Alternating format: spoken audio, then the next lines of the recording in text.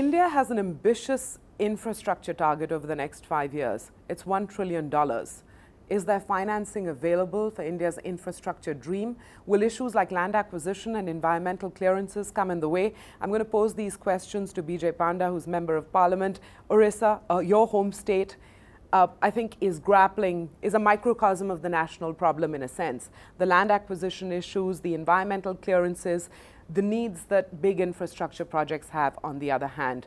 This is terrain that the government would argue it is navigating with a cabinet committee on infrastructure to sort out and speed up.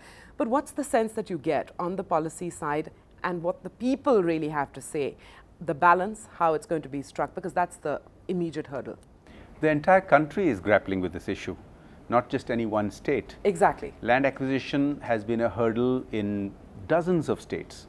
And if you look at the problems that we face today, for example, our major highways construction throughout the country has slowed down dramatically in the last decade. But let's not see the glass only as half full. There's a lot of encouraging information out there. But the information still, the statistics, yes, they're reassuring, but they're not exhilarating. I mean, 7.2% of GDP spent on infrastructure. Yes, it's a step up from 5% of GDP, but still grossly inadequate for a country like ours. And you just have to bring up the China example and everything falls into place. Let me tell you something about India and something about Odisha since you raised it.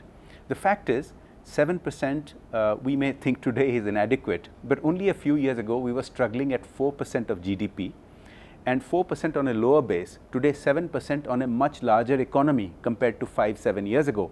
So in fact, the amount of infrastructure that is getting built is significantly more than before. And please remember, let's not disparage the 7% rate, because the World Bank's traditional guideline for developing countries has been that they ought to spend 7%, and we were never meeting it. Of course, it's a fact that countries like China have exceeded the 7% norm for many years, and that's what we should keep in sight. But we should take some sense of satisfaction at having reached 7%, but not treat this as an end in itself, but as a building block in place to go beyond. And so I wanted to say something about Odisha. What happens is, not just in Odisha, but in other places, people hear a lot about the projects that get stuck. People hear a lot about where investment has not happened.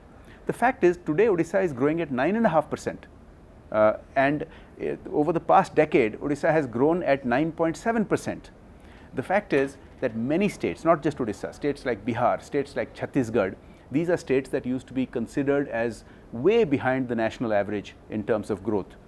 Today they are growing at the same level or a little faster than the celebrated states like Gujarat, and that's because you have billions of dollars of investment that has taken place under the radar, and yet we get focused on the 2 or 3 big ones which have got stuck. Well, it's always interesting when an optimist and a pessimist are facing each other. Mr. Panda, thanks very much for your time. Thank you.